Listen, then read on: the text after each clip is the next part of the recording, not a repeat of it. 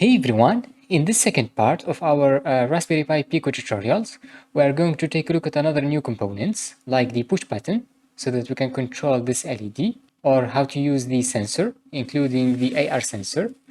It is called the obstacle avoiding sensor as well, because we can use it to detect whether we have an object in front of it or not. We can turn on and off the LED based on the situation. First, you need to understand the breadboard. It's a clever way to connect components like the LED. As you can see, we have some points, and all of the points in the same column are connected to each other to connect the lead of the ohm resistor with the LED. We need to put them in the same column, and each column is separated from the other one because we need to separate the leads, like the LED leads. And you see that we have this middle line, which means all of the points on the right hand side are separated from the points on the left hand side. And finally, we have these rails. So all of the points in the same rail are connected. So if we put a 5 volts pin to one of the points, we're gonna get 5 volts from all of these. The same thing for the ground or the minus rail. These are connected. Now that we know how this breadboard works, we are going to connect this LED to one of the pins of our microcontroller. So each pin has some kind of a number, which is called the GPIO pin, like the GPIO pin number 28, 22. Some of these output a voltage, like the 3.3 volts, or the ground, which we usually use to power up these sensors. I want to control the LED using the GPIO pin number 22 and control it from the Raspberry Pi Pico. I'm going to use these jumper wires. I'm going to connect one lead to the pin number 22, which is this one. Then I'm going to put it on the other side. We're going to turn it on and off by controlling the positive lead. It's called the anode lead. We're going to connect it to the GPIO pin number 22 by putting it in the same column. Then we are going to add the ohm resistor to protect the LED. Finally, we have to complete the circuit by connecting the other lead to the ground. To make it easier, I'm going to use this one because it's close, and it's the third pin from bottom to top.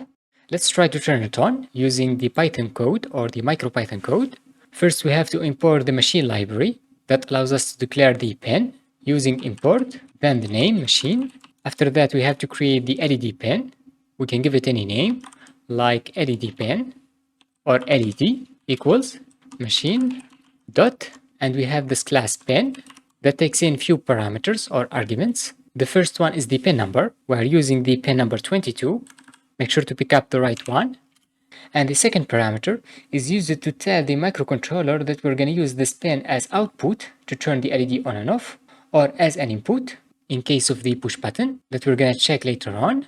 In our case, we're going to use machine dot pin. It's under the pin class dot out. And let's try to turn it on using LED dot on. If you have already used Python, we have different options to import a library or some commands. We can use import machine, or if we want to import a specific class like the pin class, we can use from the machine library import the pin class, and here it's going to be much simpler. We could directly use pin, and here we are going to use pin.out because we have imported this class specifically. Now let's try it out by pressing the run button, and there you go, the LED turns on. If we want to turn it off, we can use .off and hit run again. Yep, it's working. You see that we have 4 leads, but it's symmetrical, which means we could use this side or the other one. I'm going to connect one lead to the GPIO pin number 14 and the other one to the ground. For that, we have to put it on the breadboard like this. I'm going to connect one lead to the ground, which is the third pin from this side, and the other one to the GPIO pin number 14, which is right behind it. Now we are going to tell the code that we're going to use this button as an input. Then we can check if it's 1, we are going to turn the LED on, and if it's 0, we are going to turn it off. We are going to create an object, which is going to be our push button, and call it button equals. We use the same class pin. It takes in the pin number, and in this case, we are going to use it as an input by writing pin.in to check if it's working, by adding print button, and we use .value, and that actually returns the value of the push button. Sorry, here we have T. Now I'm gonna hit run, and we get the value 0. And if we hold down the push button, at the same time I'm gonna run the script, you see that it doesn't work because the push button is a little bit different. It's not like a sensor.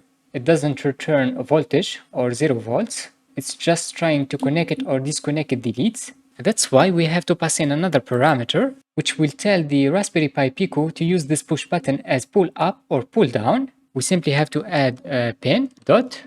So pull up means that when the push button is up, like in this case, it returns 1, and when we push it down, it's gonna return 0. I'm gonna run the script again, and there you go, we get the value 1 because the push button is up. And if I press it and run it again, we get the value 0. And now we can use it in our code to turn the LED on and off. But here we are going to use a while loop so that we can control it all the time. We write while, then true. So while true is going to be always true, which means everything that we put right here is going to be called over and over again. Each time we are going to check if the button dot value, if it's 0, we are going to turn the LED on.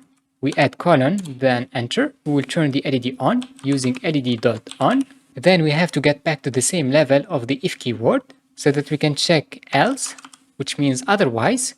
We will turn the LED off using LED.off. And that's pretty much it. We're gonna hit run. The LED is off. And if I push the button down, it turns on, then it turns off. Now we can control some devices using our push button as an input. With the same way, we can use a sensor like the obstacle avoiding sensor, or it's called the IR sensor. This sends infrared light, and when it bounces back by an object in front of it, the receiver will read the value and it outputs a voltage. We can use this voltage to check whether we have an object or not. I've already talked about this sensor in my Arduino tutorial series. Make sure to check it out if you want. But it's really simple to use. We have the VCC that goes to the 3.3 volts of the Raspberry Pi Pico. The GND goes to the ground so that we can power up this module. And the last pin, which is called out, we are going to connect it to one of the GPIO pins so that we can check the state of the sensor and turn the LED on and off based on that. So instead of using a push button, I'm going to use this sensor. I'm going to start by connecting the middle lead, which is the ground, to the ground of the Pico. Then we have the VCC and connect it to the 3.3 volts. Make sure to select the output one that outputs the voltage, and it's the pin number 5 from this side. The sensor is working, and you will see that we have this second LED that turns on and off when I put my fingers. We are going to use the output pin to check whether we have an object or not. I'm going to use the same pin, which is the pin number 14. We're going to change the code a bit. Instead of using the button name, I'm going to change it to sensor equals pin. We're using the pin number 14, and we don't need the third option because it's related to the push button. We only have to pass in pin.in so that we can read from it. Under the loop, we're going to check if the sensor value using sensor.value equals 0. We turn the LED on. Otherwise, which means 1, we're going to turn it off. And for some applications, you have to reverse that, so it doesn't matter. Let's run the script again. The LED is off, and if I put my finger, it turns on. And that's great. Now we can interact with these devices using these sensors. I hope you like this project. So if you have any question or comment, make sure to put it under the comment section down below.